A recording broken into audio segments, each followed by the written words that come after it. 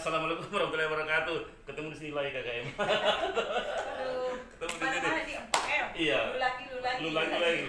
Lu kesana, gue kesini, lu itu gue. Lu itu gue. Teman-teman sekalian, siang ini saya bertemu kakak Emma Husain. Jadi kawan lama. Waktu saya kerja di proyek Coral Reef Rehabilitation and Management Program fase pertama, saya berkenalan dulu. Tahun berapa itu? 90-an kayaknya. Bukan, tahun 2000 awal. Ya awal, ya. Oke, akhir. ya. Tadi beliau narasumber kita untuk pelatihan ya Lokakarya sebenarnya. Bagaimana menyusun rencana kerja untuk program pendampingan di lokasi tambang. Bagaimana tadi saya dengar kita sebut 3 nama. Andi Yuda Yunus, Kamapi kan dulu sama saya tuh, Kak Yuda dan Haji Asar Karateng. Apa yang istimewa dari ketiga orang itu?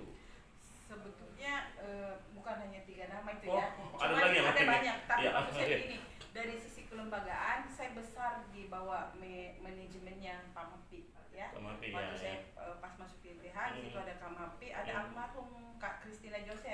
Christina Joseph, Tapi iya. kemudian LBH ya, apa namanya dulu ya? dulu di LBH Makassar, LBH Makassar. kemudian mendirikan LBH P2I. P2I. Ya setelah ini kan bicara setelah dia keluar dari lembaga, kemudian mendirikan lembaga lagi, gitu. Nah, Kita, sorry ini agak cepat karena saya ingin stressing pada kita itu alumni Unhas. Kak Mapi Unhas. iya Kak Kris juga Unhas. Unhas juga. Iya. Kris. Dari situ mungkin kenalnya dari mana? Iya, saya sebetulnya setelah selesai di Unhas, orang tua itu berharap saya jadi polisi. Tuh, jadi Jauh Poluan, sekali ya. perwira atau Ya, tentara atau apa? pokoknya polisi lah, Polisi. karena waktu itu bapak saya adalah juga seorang polisi, jadi dia mau mewariskan institusi kepolisian itu ke anaknya, kira-kira begitu bayangannya. Tapi nasib saya berkata lain. Iya. Saya kemudian besar di sebuah lembaga Iya. advokasi hukum namanya LBH Makassar. Iya. Tadi teman-teman peserta itu mengatakan, Kakak Emma sudah sering dibaca beritanya, sudah sering ikut di banyak upaya-upaya advokasi, pembelaan hak-hak perempuan, hak asasi manusia, dan tadi mereka sangat tenang bahwa ada alumni Unhas yang ikut aktif dan sampai sekarang itu membela hak-hak sipil gitu ya. Iya. Begitukah penamaannya untuk peran saat ini sebagai alumni Unhas? Iya, sebetulnya kan kami ini bekerja memang untuk justice ya, jadi Justice, keadilan. oke. Kalau kita berbicara tentang keadilan atau hukum, memang ada 3 komponen. Oke. Komponen substansi, komponen Substansi, struktur, dan komponen structure. culture-nya. Sorry, yang tadi apa? Culture, Culture. masyarakatnya, substansi, dan struktur. Bagaimana oke, APH-nya, oke, bagaimana oke. kebijakannya, dan bagaimana masyarakatnya. Mhm. Nah, saya memang banyak terlibat di dalam masyarakatnya karena Oke, saya turut oke. besar di non-litigasinya. Non-litigasi. Nah, kayak yang litigasinya itu yang masuk Soalnya, perkara di pembelaan. peradilan, Iya, semua iya, saya iya, lebih iya. banyak pada pemberdayaan Iya, hukum iya, di iya, masyarakat. iya. Nah, itu yang saya besar di situ.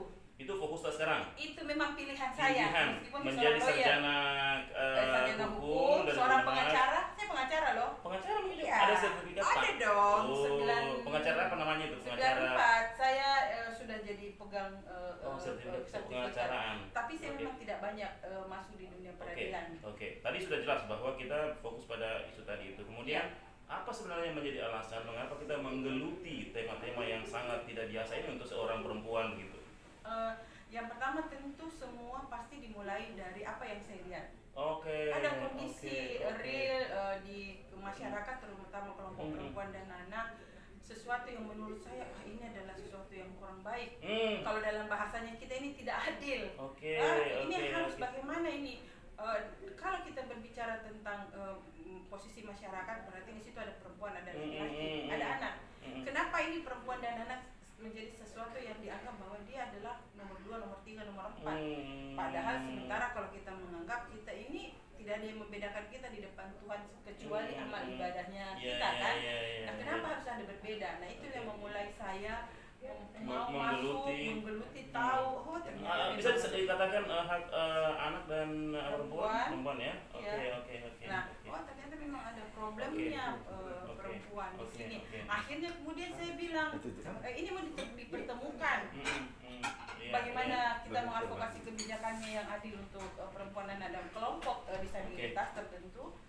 Kemudian bagaimana aparat penegak hukumnya paham bahwa kalau kita berbicara tentang anak, siapkan dong ruangan perempuan dan anak yang nyaman. Oke. Kayak Mak ini kan memulainya sejak berbelasan tahun silam, atau mungkin lebih 20 tahun 93. Apa yang berbeda challenge pada saat mulai Oh. dan saat ini, dan memang membutuhkan tenaga atau profesionalitas tak sebagai alumni Unhas sebagai yang berprofesi di apa Yang pasti banyak perubahan. Dulu saya harus turun jalan, dulu setia gitu ya. Iya. Kemudian orang menganggap kita ini demonstran lah. Hmm, Saya sih bukan saya yang menganggap diri saya ya, Yes. tapi yang pasti memang saya banyak hidup di jalan. Oke. Dari pabrik ke pabrik mengorganisir buruh, Hmm, kemudian dari kemana-kemana ya long march untuk demo dan bermalam di DPRD itu adalah Yes. salah satu. Tapi setelah berubah ini ada proses yang saya lakukan. Saya menyebut nama tadi. Oke. Ada proses yang saya lakukan, ada Pak Yuda, ada Pak Mati, ya. Kemudian kita mendiskusikan, oh ini tidak bisa seperti ini.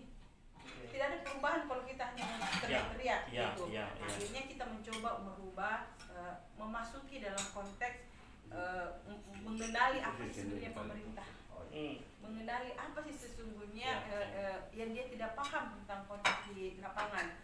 Akhirnya kita bisa bangun komunikasi. Ada beberapa lah namanya bupati waktu daerah itu yang cukup membuat saya kencang ya untuk komunikasi, untuk bicara dengan mereka. Seperti almarhum Andi Rudianto sahabat. Ya, Kak Rudi sebetulnya itu termasuk salah satu dulu pengacara kita pada saat kita mulai ketangkap. Oh gitu ya. ya. Gitu ya, Pak. Dan dia saya salut karena dia kan juga pernah di LBH, kemudian menurunkan ilmunya ke beberapa kakak-kakak, dan saya juga belajar dari situ prosesnya. Tadi soal yang dulu yang waktu kita ikut demo, saat ini apa yang sebenarnya menjadi menurut kita ya sebagai pembacaan atas challenge di tingkat masyarakat, pemerintahan, relasi sosial, pembacaan itu sebagai praktisi hukum begitu, apa yang menjadi isu-isu prioritas saat ini?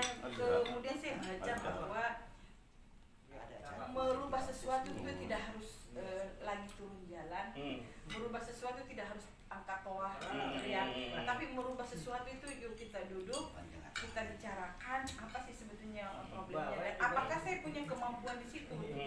Kalau saya tidak punya kemampuan, yuk baik mengambil jaringan lain yang mungkin tentu punya ada kemampuan. Tapi karena saya memang isunya di perempuan, anak dan disabilitas, tentu saya merasa ada SDM saya di situ, dan saya menggeluti itu untuk memastikan hak-hak mereka bisa mengakses dengan baik hak-hak mereka berkaitan dengan hak atas perlindungannya, hak atas pemenuhannya. Kira-kira seperti itu. Isu-isu ini kan bukan hanya di level yang kita pahami sebagai ini yang di sekitar kita, tapi kan menjadi isu nasional, internasional kan. Ya. Nah, menurut Kak Emma saat ini untuk peta antara isu yang menjadi global isu itu dan ketersediaan orang seperti kita sebagai alumni hukum, sebagai sebagai aktivis, sudah tersedia atau memang tidak banyak? Sebetulnya tersedia menurut saya. Ada. Cuman memang kita mungkin belum mengenalnya, dan SDM itu tidak terasa kan begini. Kita berbicara tentang advokasi, berbicara tentang pendampingan, itu kan tidak semata-mata membaca buku atau membuka, oh ini teorinya ini teorinya ini. Tetapi bagaimana bahan bacaan kita, bagaimana teori yang kita pegang, itu kita bisa konekkan dengan kondisi di lapangan. Bicara tentang teori, oh semua orang bahasa tahu teori. Tapi pada saat kita berhadapan dengan sesuatu di bawah, apakah teori itu mampu lagi dulu kita itu dulu saya buka dulu buku, apakah ini cocok tidak? Ini ada inisiatif yang harus muncul di kita. Harus ada inisiatif untuk membekali diri bahwa itu tidak mengatakan bahwa tidak lah kita kuliah dan sarjana, tapi mungkin itu tidak cukup ya. Sesuatu yang kita harus meningkatkan kapasitas diri. Meningkatkan kapasitas diri, kemudian menguji, mengaction ya. Kalau menguji kan, kalau ini ada kapasitasku, tapi kapasitasku saya sembunyikan, saya tidak action, sama saja kan. Karena kalau kita tidak bergerak, jadi bagi saya menginisiasi, menginovasi diri, kemudian membangun kekuatan luar. Boleh mungkin bahasanya kita berkolaborasi dengan segmen yang lain. Setelah kolaborasi itu ada, ya kita memang harus melakukan action, aksi.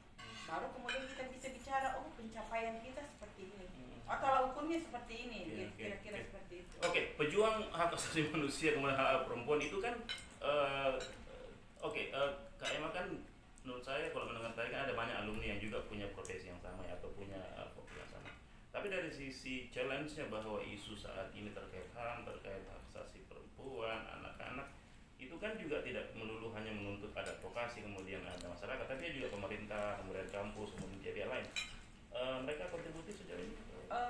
Ya, tidak ikut perang? sebetulnya kalau yang saya pahami dan boleh saya jujur, peran-peran perguruan tinggi itu menurut saya itu personal. Jadi Personal. kalau ada dosen, Oke, kemudian oke. itu secara personal, jadi secara kelembagaan seharusnya yang kita harap itu secara kelembagaan. Pada saat misalnya kita berbicara tentang kekerasan seksual, tidak personnya yang muncul, bukan dosennya, tapi kemudian bagaimana perguruan tinggi itu membuat satu kelembagaan kah atau seperti apa, membuat kajian kah, dan kemudian kita bisa pakai untuk melakukan advokasi. Itu yang menurut Unhas saya. misalnya gimana? Unhas menurut saya, Unhas itu untuk kekinian ya. Ya tidak apa-apa dong, kan kita mau mendengar iya. ini beliau sebagai Iya, alumni Unhas. kekinian ini saya Apa yang tahu. perlu diisi gapnya atau apa lah ya apa kan? Kekinian saya tahu bahwa Unhas sekarang punya semacam gugus tugas Satgas untuk kekerasan seksual di kampus. Berharap sih sebetulnya gugus tugas kita atau Satgas ini bisa bekerja. Cuman yang membuat saya merasa takut, boleh dong kita mengekspor ketakutan, keraguan, bukan takut atau ragu bahwa apakah kemudian kelembagaan ini itu betul-betul bisa mengimplementasikan apa yang maksudnya. Konkretnya gini, ada KS di kampus, habis dong, jangan selalu melakukan sero KS, semua orang tahu bahwa itu persoalan. Nyambung, bahaya laten konflik bahwa itu menjadi kadang tidak terlihat, itu kan butuh semacam pengungkapan dan itu dipaparkan ke warga bahwa ini loh orientasi di gejalanya dan perlu segera diantisipasi kan ya. Challenge-nya apa? Kayak tadi case yang di daerah Tambang misalnya, itu kan juga butuh keterus-terangan peneliti untuk mengatakan ini realitasnya, kita harus. Ini kan sebetulnya ada problemnya juga yang perlu kita paham ya Om Den, bahwa kadang orang itu tidak mau terbuka karena ruang itu tidak nyaman buat dia. Saya mau bikin bilang saya adalah korban, tapi kemudian kampus sendiri tidak memberikan saya ruang nyaman untuk mengungkapkan. Akhirnya kemudian saya memendam Kita sendiri. membaca gejala itu di ada kampus begitu, hampir semua kampus begitu. Kenapa kemudian mahasiswanya mencari di tempat lain? Di tempat lain. Ya, Jalan ke tidak kondusif. UPTPP kemana? Karena di dalam tidak tersedia. Kalaupun dia tersedia, mereka terancam. Terancam dalam artian begini, saya melaporkan, kemudian apakah kemudian orang-orang kampus ikhlas menerima bahwa laporan saya itu harus dilanjut, atau mereka mengatakan jangan, berbahaya buat kampus, kampus lapor nanti mencoreng mencoreng nama baik bla bla bla. Nah ini yang saya maksud, penguatan yang harus dilakukan, dan itu yang kami lakukan bersama-sama dengan teman-teman saya.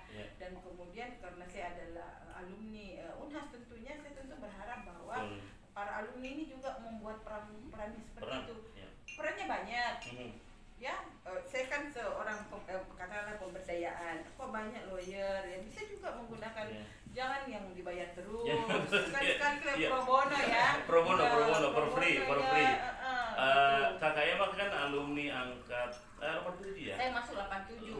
Selesai 93. Selesai 93, berarti 6 tahun ya? Ya, hampir deh. Hampir deh. Oke.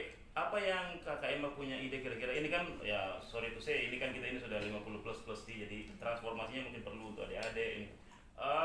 Perlu usaha atau inisiatif untuk mentransformasi kemampuan itu untuk memperbanyak lagi EMA-EMA yang lain ke depan kira-kira? Menurut saya itu sudah kita lakukan. Sudah dilakukan? Kita sudah lakukan.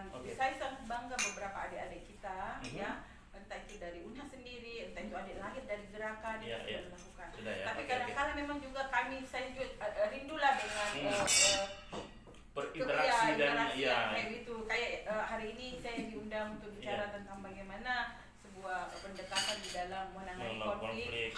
Itu 15 tahun yang lalu ya, 10 tahun yang lalu saya melakukan pendidikan itu, dan kemudian pada saat saya kembali tampil itu seolah-olah saya mendaur ulang kembali, merefresh dan untuk mereplikasi atau memberikan ilmu saya kepada adik-adik itu juga kita sudah lakukan. Tapi jangan disangka ya,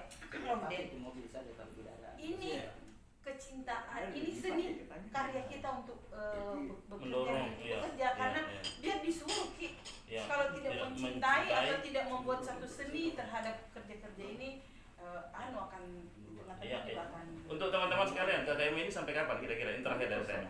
Ke depan ini akan seperti apa dan sampai kapan berjuang sebagai